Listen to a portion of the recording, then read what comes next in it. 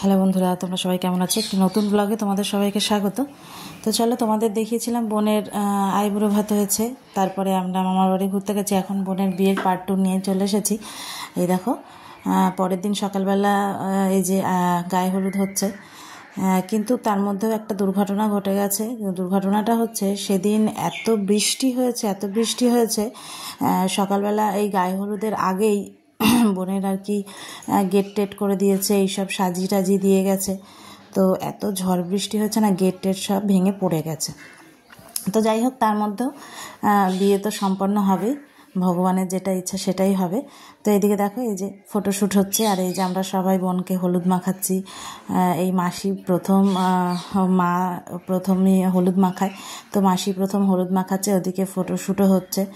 তো বেশ আনন্দেই কেটেছে, কিন্তু তার মধ্যে একটা দুঃখের, যেহেতু ওই বৃষ্টিটা হয়ে গেছে, তখন না মাসি খুব কান্নাকাটি করছিল, কারণ বাড়িটা একটু ভেতরে, তারপরে ছেলের বাড়ির লোকেরাও যেহেতু আসবে, তাই ও একটু চিন্তাভাবনাই করছিল।